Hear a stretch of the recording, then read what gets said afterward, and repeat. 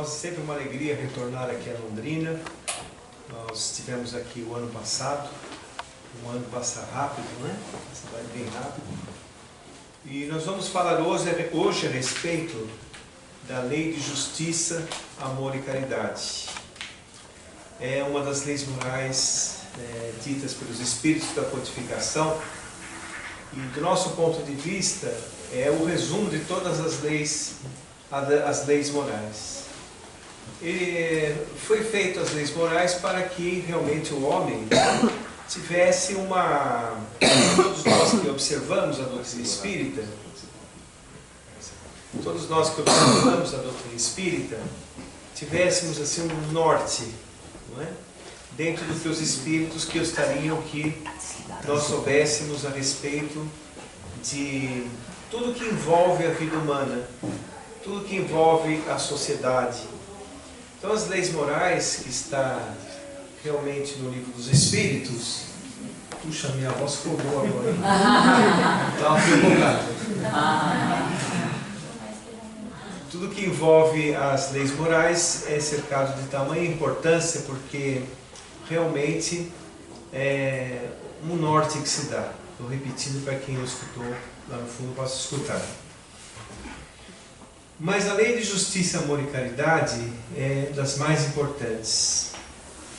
As leis morais, elas envolvem o progresso, envolve a questão da transformação da sociedade, envolve realmente, por exemplo, a lei de destruição é tão bem explicada no livro dos Espíritos, onde eles dizem que tudo que nós chamamos de destruição, na verdade é transformação. A lei do trabalho nos diz que qualquer ocupação útil é trabalho. E assim vai. Mas a lei de justiça, amor e caridade, ela é muito importante. E quando nós falamos em justiça, nós sabemos que Deus é uma justiça infalível. Ele é todo justiça e amor. E essa justiça infalível faz a humanidade crescer, indo sempre para o equilíbrio, vamos dizer assim, universal. Quando nós remamos contra esta maré, nós aqui individualmente como espíritos sofremos. Então a justiça de Deus, sendo infalível, porque Deus nunca erra, ela nos conduzirá a uma fatalidade do ser humano, que é a felicidade. Todos nós seremos espíritos felizes. Nós vivemos em um mundo, que é um mundo ainda, nós sabemos, é muito falado no meio espírita, um mundo de provas e expiações. É um mundo que ainda nós aprendemos com a dor, aprendemos com a perda, aprendemos com as vicissitudes, os freios educativos dados pela espiritualidade maior para reeducar o nosso espírito ou para educar o nosso espírito. Porque realmente, quando nós estamos aqui encarnados, nós estamos vinculados àquilo que necessitamos para a nossa realização como espíritos. Então, para que se forje o espírito humano, é necessário realmente que nós lutemos bastante em nós mesmos para poder crescer. A luta para transformar os sentimentos, os pensamentos, é realmente árdua, porque existe uma sequência, que é a sequência, você modifica o pensamento, que modifica seus sentimentos, que modificam suas atitudes. É uma sequência em que nós vamos começar a trabalhar a nossa casa mental, trabalhar os nossos pensamentos, porque nós somos o que nós pensamos. Isso vai transformar os nossos sentimentos e iremos banir os sentimentos perturbadores de nossa existência para gerar atitudes equilibradas. Então, essa didática divina, vamos dizer assim, ocorre dentro de uma lei de justiça imensa, que está em todo o universo. Agora, junto com a justiça de Deus, existe muita misericórdia do Criador para nós também.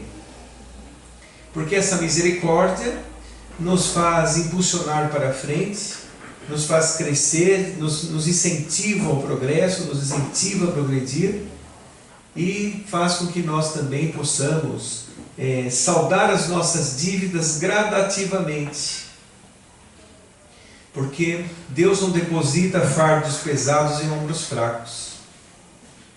Nós temos a oportunidade de crescer espiritualmente, nos recuperar enquanto espíritos, né, como espíritos, gradativamente. Então vamos supor, às vezes a pessoa é uma pessoa muito boa, mas essa pessoa sofre demoradamente. E as pessoas dizem, por que será que ele sofre, já que ele é tão bom? É porque ele agora tem condições de saldar mais dívidas do passado. Quando nós pensamos que estamos fazendo bem nesse nível evolutivo que estamos agora, na verdade nós estamos colocando uma medicação em nossas chagas morais.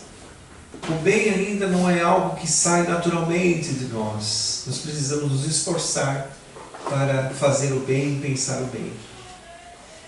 Quando formos espíritos conscientes, quando despertarmos para a realidade espiritual, o bem, a fraternidade será algo natural em nossa existência. Ao invés de nós nos esforçarmos, nós teremos que nos esforçar para vivenciar a vida aqui na Terra, porque a vida espiritual já será algo natural para nós. Isso faz parte da evolução do ser humano, faz parte da vida de todos nós. Então nós falamos da fatalidade da felicidade, todos nós seremos espíritos felizes um dia. E a nossa humanidade, o nosso planeta, também está evoluindo. Nossa vida de agora é uma vida muito melhor do que a vida do passado. Nós estávamos conversando ontem até a respeito disso, porque nós temos, por exemplo, uma questão de que nunca houve tanto bem como hoje. Claro, tudo proporcionalmente. À medida que a humanidade cresce, cresce o bem e também crescem os desatinos. Mas hoje, principalmente nesta época que nós estamos vivendo, onde está ocorrendo uma transição planetária, o bem e o amor está cada vez mais atuante. Muita gente vai falar assim, mas como isso ocorre?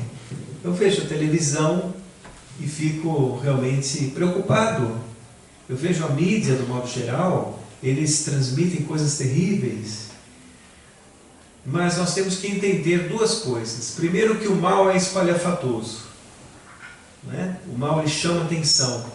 Se tiver, por exemplo, a porta do centro aí alguma desavença, todo mundo vai querer ir lá e ver o que está acontecendo.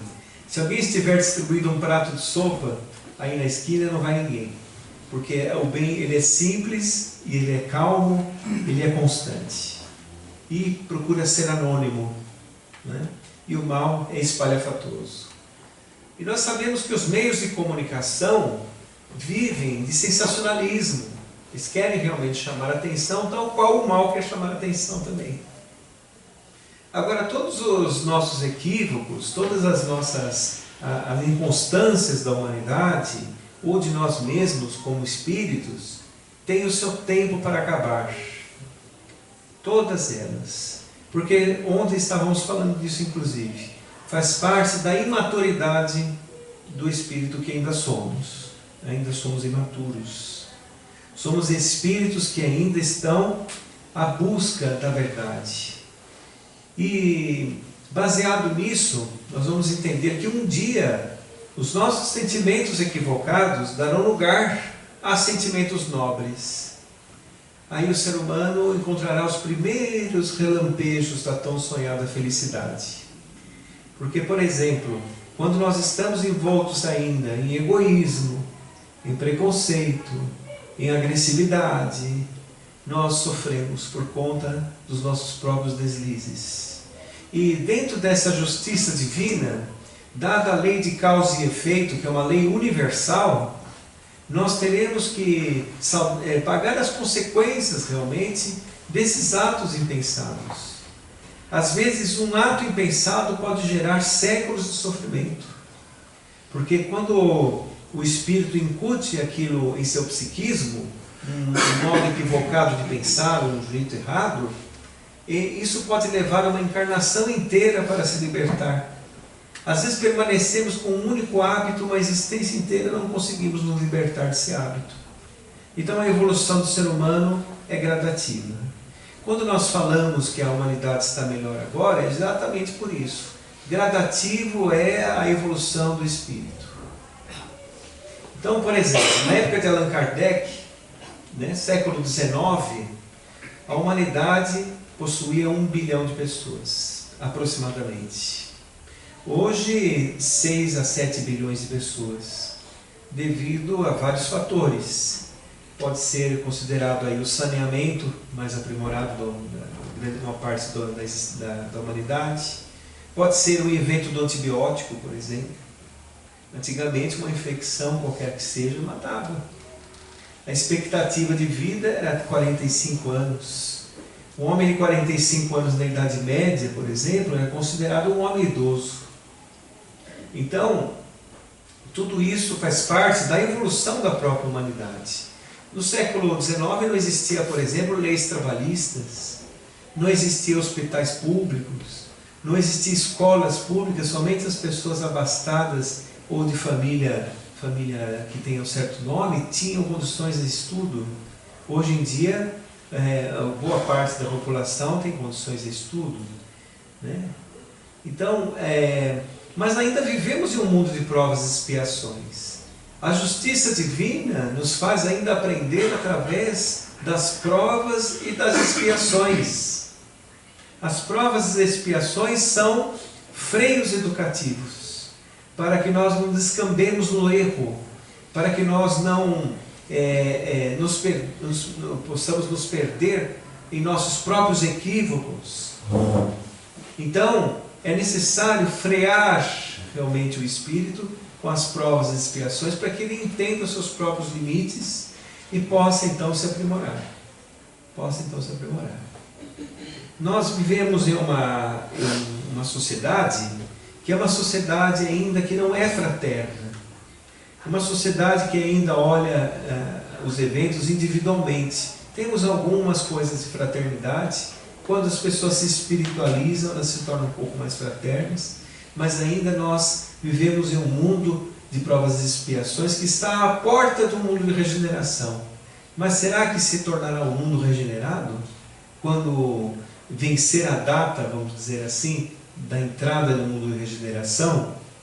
Não será um mundo regenerado ainda, será um mundo com boas possibilidades de se tornar regenerado, mas quem tem que se regenerar são os habitantes do planeta.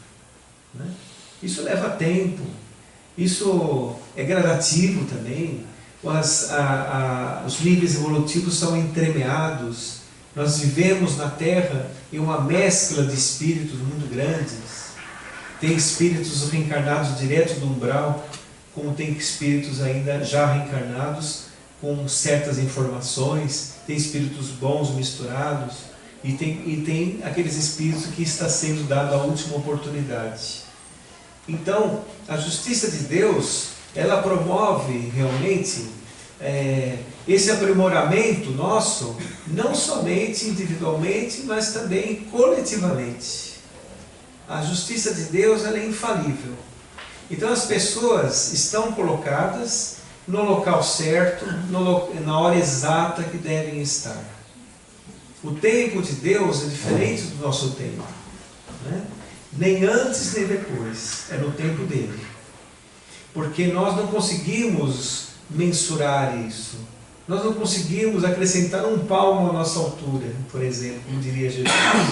Mas a justiça de Deus sabe o que nós precisamos e faz com que nós possamos viver da maneira correta, no tempo correto e no local correto. Então vamos imaginar assim, vemos as pessoas em torno de nós, tem pessoas que são pessoas com uma grande afinidade e tem pessoas que não têm tanta afinidade assim. No seio familiar tem pessoas ali reencarnados, espíritos reencarnados a primeira vez juntos no seio familiar. E como tem espíritos que estão ali já há algum tempo. A espiritualidade faz isso realmente, seguindo essa justiça divina, para que a reencarnação cumpra seu papel. E qual é o papel da reencarnação? preencher os vazios deixados por nós em outra existência, nos fazer revivenciar as experiências mal vividas, trabalhar os sentimentos não trabalhados, nos recuperar até fisicamente e psiquicamente.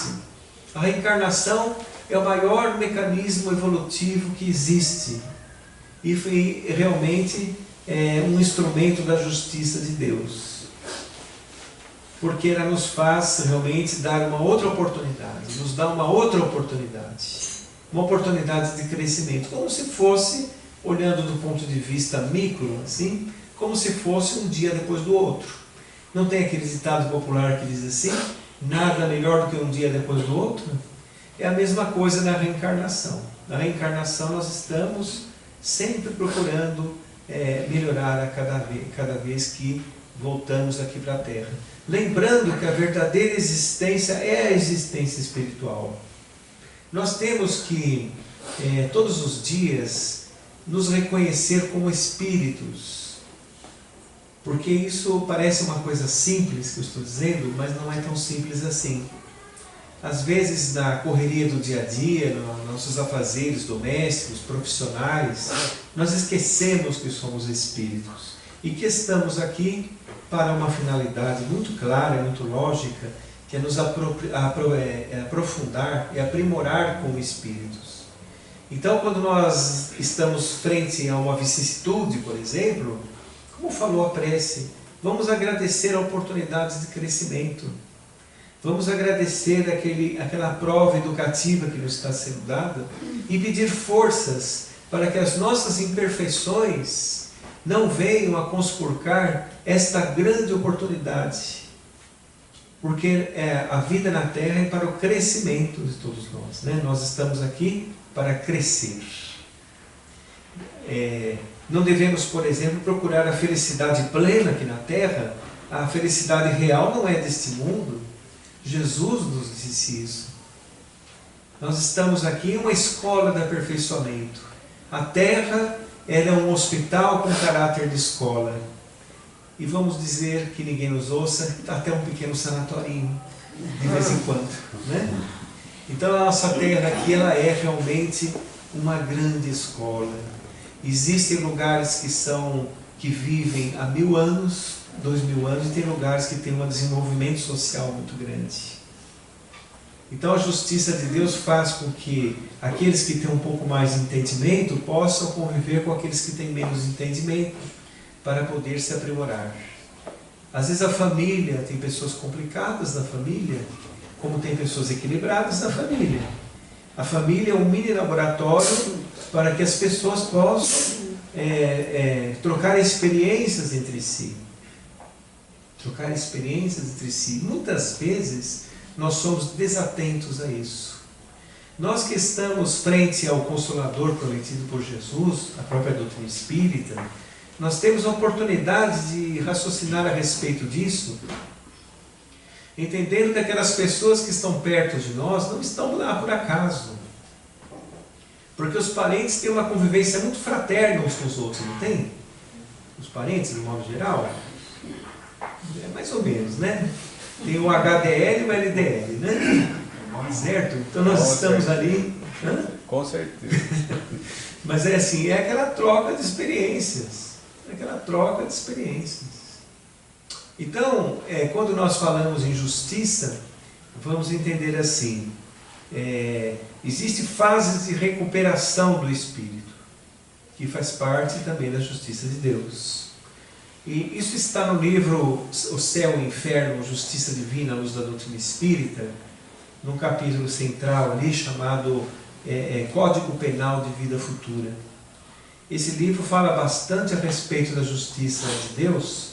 Gostaria que vocês, se pudessem, dar uma lida nesse livro, ou estudar o livro. Realmente tem casos maravilhosos relatados ali por Allan Kardec, que fala a respeito também desse mecanismo de justiça, vamos dizer assim. Então tem as fases de recuperação. A primeira fase de recuperação é o arrependimento. O arrependimento.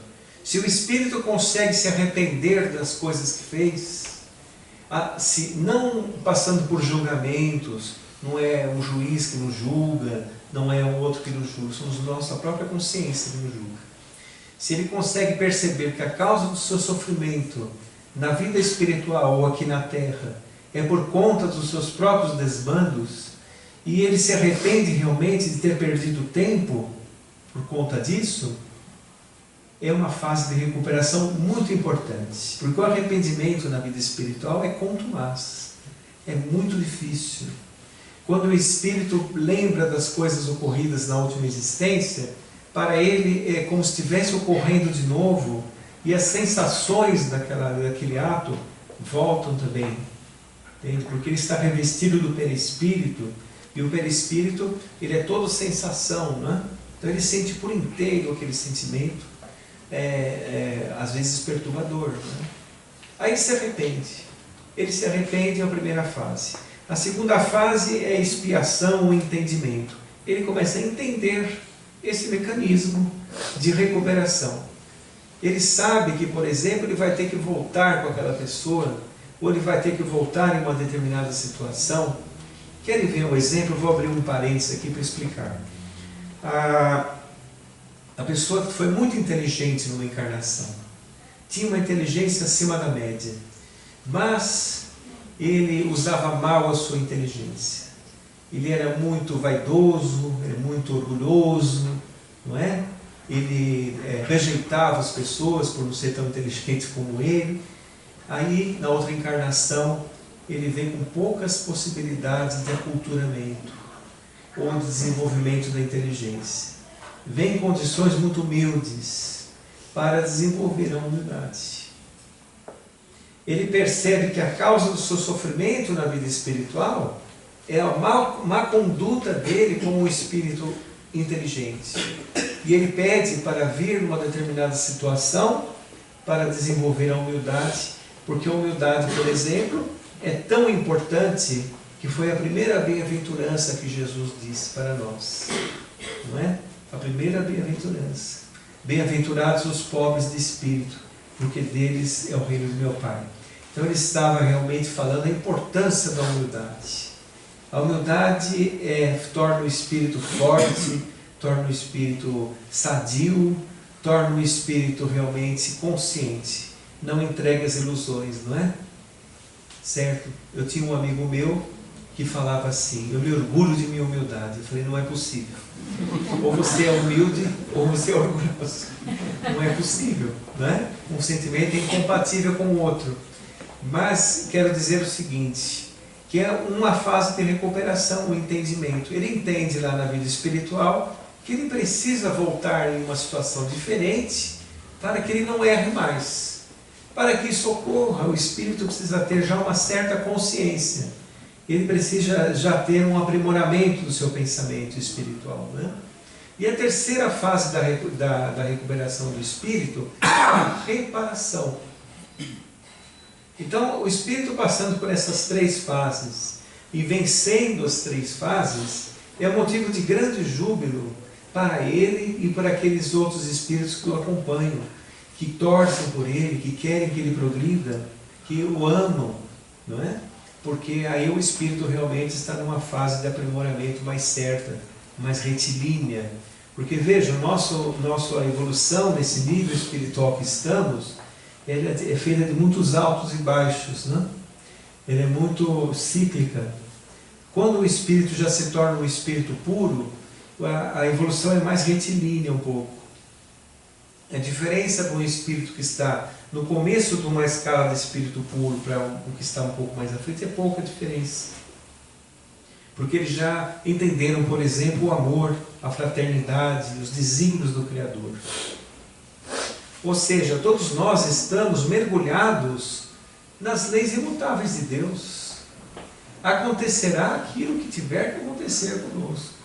Isso não só individualmente, como também universalmente. O equilíbrio, por exemplo, gravitacional dos planetas, das galáxias, foi por conta de vários distúrbios astronômicos, né?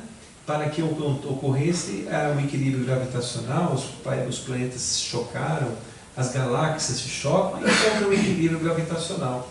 Assim é com a nossa vida também. O mesmo que acontece em nossa existência, acontece no universo também. Olha que maravilha. Porque nós somos destinados a sermos espíritos universais. Esta aqui não é e não vai ser a nossa única morada ao longo da evolução do espírito. Nós teremos a oportunidade, mais para frente, quando a justiça de Deus nos transformar, de conhecermos outros lugares e outras experiências. Isso é maravilhoso, né? Porque Jesus disse assim, olha, os mansos e pacíficos herdarão a terra regenerada. Mas quando a terra já não nos der mais respostas, quando a terra não tivermos mais ninguém com quem saudar aqui na terra, não tivermos mais nenhum apego aqui nesse planeta, nós teremos oportunidades de conhecer outros lugares. Então veja, a justiça de Deus nos mostra o amor de Deus por todos nós. Você diz assim, aquela pessoa está sofrendo. Será que nas outras crenças diz assim, né? Deus está castigando aquela pessoa. Deus não castiga ninguém. Deus é amor.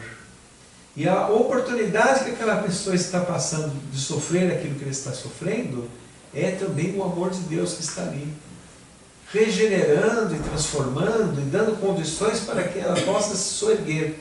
Ou seja, os espíritos, eles não olham, os espíritos mais evoluídos, eles não olham a vida como uma vida só.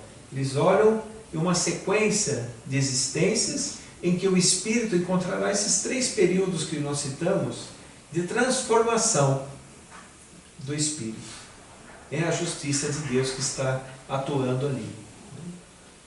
A questão do desencarne. Quando nós desencarnamos, nós estamos 100% subordinados à justiça de Deus. Nós ficamos completamente impotentes. Nós ficamos entregues à justiça de Deus. Existiu até uma passagem de Francisco de Assis, muito famosa essa passagem, quando ele estava junto com um outro companheiro dele, em meio à neve. Eles estavam com frio e com fome. Aí eles bateram a porta de um convento, lá na trajetória do caminho que eles estavam, e o padre abriu assim um pouco a porta, viu que eram 2 esfarrapados, né? Francisco de Assis, imagina. Ele fechou a porta. Aí o Francisco de Assis ficou feliz, começou a dançar, e o companheiro dele olhou para ele e disse assim, mas nós estamos perdidos. Estamos aqui no meio da neve, por que você está pulando de alegria? Porque agora estamos entregues 100% a Deus. Então é a outra visão, né? É uma outra visão que o Francisco de Assis, o espírito iluminado, né? Um dos espíritos mais, depois de Jesus, um dos espíritos mais evoluídos que já teve na Terra, que tem a psicosfera terrestre. Mas dessa forma nós vamos entender a justiça de Deus, olhando a existência do espírito, olhando as possibilidades infinitas que nós temos pela frente, um caminho a trilhar, e principalmente essa mesma justiça nos deu o livre-arbítrio. O livre-arbítrio nos permite fazer as nossas escolhas e ter o mérito sobre as nossas obras em nós mesmos. Isso é maravilhoso, porque é um crescimento espiritual que nós vamos tendo de uma forma sensível e constante, progressiva, para o aprimoramento do nosso ser. Então, por exemplo, a justiça aqui da Terra é uma justiça ainda um pouco falha, é uma justiça própria para a nossa época, para o país que nós vivemos. A justiça do passado, para hoje nós aqui, tem muitas incoerências e tem alguns absurdos que hoje em dia já não são mais factíveis. Por exemplo, a guilhotina no passado era lei, hoje nós achamos uma barbárie, não é? Então as próprias sociedades, elas vão evoluindo. Faz parte também da justiça de Deus que o homem se aprimore à medida que o progresso humano vai acontecendo, e o progresso das sociedades vão acontecendo também. Agora, e o amor? O título da palestra é Justiça, Amor e Caridade. Quando nós falamos de amor, vamos lembrar que Deus é amor. O amor é a única coisa que permanece em nós ao longo da jornada evolutiva, ao longo do nosso aprimoramento como espírito. Todas as nossas incoerências ficam pelo caminho. Todas as nossos anseios ficam pelo caminho, porque o que você deseja hoje, amanhã você já pode achar que não tem sentido. Na própria vida espiritual você pode achar que não tem sentido. E o que permanece em nós, realmente, é uma sincronia, é uma assimilação do amor universal. Quando o espírito já está evoluído, quando ele já está na categoria de espíritos puros, ele se integra dentro desse amor criador de Deus. Então o que permanece em nós mesmos é o amor. Agora a visão de amor que a humanidade tem é uma visão muito superficial ainda, não é? É uma visão ainda voltada ao imediatismo, às sensações até do corpo, às sensações do momento, não é? Mas o amor universal é aquele amor que preserva a vida, que valoriza a vida, que olha o próximo como a si mesmo. Esse é o verdadeiro amor. E que vai para a outra parte do título da lição, da lei moral, a respeito da caridade. A caridade, ela tem inúmeras facetas. Inúmeras facetas. Existe aquela caridade emergencial, que é a caridade de dar o pão, dar o agasalho, não é? De dar o remédio, por exemplo. São caridades emergenciais, muito importantes para que o homem consiga aprimorar seus passos aqui na Terra, na vida material, para o momento que ele está vivendo aqui, certo? Agora, a caridade é muito mais que isso. Primeiro, que nós temos que procurar os infortúnios ocultos. Existe muito infortúnio oculto. Vemos os telhados das casas, vemos as casas em uma comunidade, não imaginamos por trás desses telhados quanto infortúnio existe. Os infortúnios ocultos. A caridade real é a caridade em que você se coloca no lugar da pessoa que está sofrendo. Não é a quantidade que você faz, mas a qualidade. Uma vibração silenciosa, por exemplo, é uma caridade. Você educar bem seus filhos é uma caridade. Você respeitar bem seus pais é uma caridade. Respeitar o seu próximo, o seu vizinho, entender quando um outro tem uma compreensão menor que a sua é uma caridade.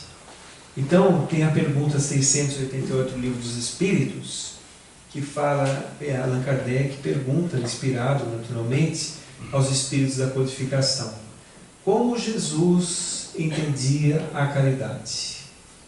Olha que pergunta forte essa, não é? Porque ele sempre nos incentivou a amar o próximo como a nós mesmos, a visitar, a dar agasalho, a dar o que comer, não é? Sempre nos incentivou a isso. Então os espíritos responderam: benevolência para com todos, indulgência para com as falhas alheias e perdão irrestrito das ofensas. É assim que Jesus entendia a caridade. Notem que são mais ações interiores do que exteriores. Porque vocês concordam comigo que para a pessoa ser benevolente, ela não pode ser, por exemplo, egoísta? Uma pessoa egoísta não consegue ser benevolente. Ela está voltada somente para dentro de si. Ela somente olha seu próprio modo de pensar, seus próprios anseios. Ela não se preocupa com a dor do próximo, ela se preocupa com si mesma. Então, para ser benevolente, temos que consertar vários sentimentos equivocados dentro de nós, para que se consiga ser benevolente com o próximo, para que se consiga mesmo sair de nós mesmos e ajudar a pessoa. Emprestar um pouco o ouvido, fazer aquela vibração silenciosa, dar um abraço, dar atenção, não é? Não só a caridade emergencial, parar uma maledicência. Você escuta uma maledicência e para em você, você não passa para frente. Precisamos parar de espiar a vida dos outros, por exemplo, para não espiarmos com X depois, não é? Parar de espiar com S para não espiar com X depois. Então isso é muito importante. Tudo isso é caridade. A caridade, a benevolência é a maneira como nós conduzimos o nosso ser perante o próximo.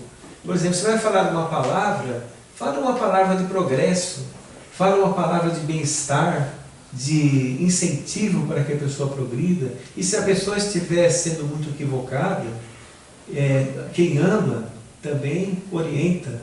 Você pode falar, olha, você não deve fazer dessa forma, você tem que fazer de uma outra forma, mas você para com ela mesmo, não precisa falar para os outros, só você e ela. Como se fosse realmente, certa vez um benfeitor espiritual, Natanael, que dirige as tarefas mediúnicas nossas, falou assim: nós temos que olhar as pessoas como se fossem filhos, né? Aí você vai realmente entender que a maneira como você deve compreender os momentos da pessoa, momentos de deslize, momentos de fraqueza, você está sendo benevolente. Você também está sendo indulgente com as falhas dela.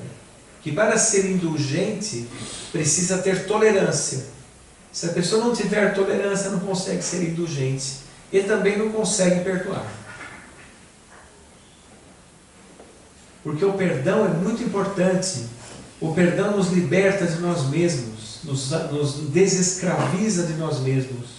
Porque às vezes a pessoa diz assim: eu não sou feliz por causa dele, por causa dela. Ora, basta perdoar, que deixa de ser infeliz. Porque você perdoar ou não perdoar não vai contar muito para a situação. A situação ocorreu já. Então você não perdoar, você está usando sua própria mente contra você. Ao passo que você perdoa, você sente aquela leveza do perdão. Mas não pode perdoar com aquele mas, né? Eu perdoo, mas não pode. Tem que se perdoar incondicionalmente. E o que é o perdão? O perdão, ele começa com o esquecimento. Começa com a não importância do fato. Depois, naturalmente, você perdoa. Porque os que amam realmente não precisam perdoar. Porque também não se sentem ofendidos. Eles já estão num nível que não se ofendem mais. Então não é necessidade de perdoar. Mas enquanto estivermos aqui, realmente necessitamos perdoar. Certa vez, uma senhora foi procurar o Chico Xavier a respeito do marido, né? Então ela disse assim: olha, Chico, eu já perdoei o meu marido mais de 490 vezes, que é o 70 vezes 7, né? Certo? Ela fez as continhas lá, falei, dá 490. Eu já perdoei mais que 490. E o danado não tem jeito mesmo, né? Não adianta. Aí o Chico olhou para ela e falou assim: olha, o Emmanuel está aqui me dizendo que é cada ofensa. Ela saiu um pouco desanimada e continuou lá perdoando, né? Mas é isso. Ela sem dúvida está ali convivendo com o marido por uma causa. O marido é assim com ela por outra causa. Às vezes falta ali um entendimento, um diálogo entre os dois. Então o perdão, ele tem várias nuances também, né? Para nós perdoarmos, nós precisamos nos esforçar também. Tentar encontrar uma razão, dialogar. Se não for possível, perdoe e pronto. Porque o erro é do outro. Se você não perdoa, o erro passa a ser dos dois. Certo? E principalmente se a pessoa revida da mesma forma. Aí errou de vez, né? Aí não tem jeito. Então, a questão é o seguinte: quando nós estamos com dificuldade em perdoar, vamos lembrar de Jesus, que no alto da cruz nos perdoou. Do alto da cruz nos perdoou. Não é? Ele podia simplesmente ficar em silêncio, mas ele nos deu um exemplo do perdão. Aí muita gente diz assim: mas ele é Jesus, eu não sou Jesus, não é? Ele falou: bom, mas ele se colocou realmente como um modelo e guia para a humanidade. E esse modelo e guia nós temos que seguir, não pensando que Jesus está distante de nós. Ele está distante de nós do ponto de vista evolutivo, mas ele está exatamente por isso que ele está próximo de nós. Porque ele sabe os nossos nomes, o que se passa em nossos corações. A psicosfera do Mestre, a sua aura, envolve todo o planeta Terra. Por isso que quando nós estivermos pensando nele, ele sentirá o nosso pensamento e nós sentiremos o seu campo de amor. Podem fazer uma experiência: quando nós pensamos no Cristo, quando nós fazemos uma prece, advém uma paz muito grande. Você não consegue pensar em outra coisa a não ser nele. Porque realmente Jesus nos envolve com essa justiça, com esse amor e com essa caridade, que é tão necessário para nós como espíritos ainda errantes, não é? Nós somos espíritos que ainda necessitamos da dor para entender. Imagine, não seria necessário a dor se nós nos esforçássemos para entender realmente o que Ele nos passou e a sua verdadeira proposta. Então a lei de justiça, amor e caridade, ela deve ser olhada por nós por um ponto de vista bem amplo, bem amplo. Ela não deve ser, ela deve abarcar todas as outras leis morais. Aí nós vamos entender a sociedade, vamos entender o trabalho, vamos entender a lei do progresso, todas as outras leis que envolvem as 10 leis morais ditas pelos Espíritos da Codificação. Porque realmente foi necessário fazer essa parte, porque o Livro dos Espíritos falava da vida dos Espíritos, falava da parte, e tem que falar da parte moral, para que o Espírito, que é um Espírito eterno, possa entender como é o seu mecanismo evolutivo na vida espiritual e aqui na Terra também. Porque a Terra é nosso campo de ação no momento. É a nossa casa abençoada, que nós estamos aqui para progredir. Porque quando nós desencarnamos, nós vamos para faixas evolutivas e lá convivemos com espíritos mais ou menos no mesmo nível evolutivo que nós. Quando nós reencarnamos, os níveis evolutivos se misturam. E nós convivemos com espíritos de diferentes graus evolutivos na sociedade. E para que se conviva com isso, é necessário entender esse processo de justiça. Por que eu reencarnei com aquela pessoa assim? Por que eu vivo num lugar assim? Por que eu tenho tanto e tantos têm tão poucos? Será que eu devo exaltar a vida da matéria ou será que eu devo exaltar a vida do espírito? É uma pergunta que se faz. Porque a vida do espírito é a principal existência nossa. Nós falamos até ontem isso, vamos repetir aqui, porque é realmente muito interessante. Isso que nós estamos passando aqui, educando o espírito, todos nós, é o principal da vida. É o principal da vida. A família é importante, a profissão é importante, a vida social é importante, mas se a parte espiritual não for bem, nada vai bem. Então nós temos que realmente aprimorar e incentivar a nossa vida como espíritos. Porque todo o resto é consequência. Se a parte espiritual vai bem, você vai bem sempre. Estando onde estiver, acontecendo o que acontecer. E quando a pessoa está procurando justiça somente nos bens materiais, ela vê um vazio interior muito grande, porque nunca será preenchido. Ao passo que se ela entender a finalidade da vida do espírito, ela vai compreender também que ela tem o que ela precisa. Porque tudo nos é emprestado. Até o nosso corpo é emprestado. Uma molécula que está em meu dedo aqui pode ser a molécula de uma árvore amanhã. Nosso corpo é 80% de água. Então nós estamos aqui realmente numa curta passagem. Temos que aproveitar o máximo que pudermos para viver a questão do momento, porque a reencarnação nos faz ser o extrato do que nós somos, para vivermos aquele período de recuperação, de aprimoramento e de aprendizado do Espírito. Mas na verdade mesmo nós somos espíritos eternos, que estamos passando por um curto período aqui na Terra. E essa lei de justiça, amor e caridade nos mostra muito isso. Mostra que está tudo certo, não tem nada errado, está tudo corretamente no tempo correto que nós estamos. Eu gostaria de encerrar essa palestra com uma prece de um espírito chamado José Silvério Horta, psicografado por Francisco Cândido Xavier, que está no livro Parnaso de Além Túmulo. Uma prece muito bonita que fala desses momentos reencarnatórios que nós estamos. Porque nós precisamos entender que a cada encarnação, dentro dessa justiça divina que que tem a reencarnação e a lei de causa e efeito em meio a ela, né? Certo? E tudo isso nos faz crescer, nos faz aprimorar. E as reencarnações são grandes oportunidades de crescimento.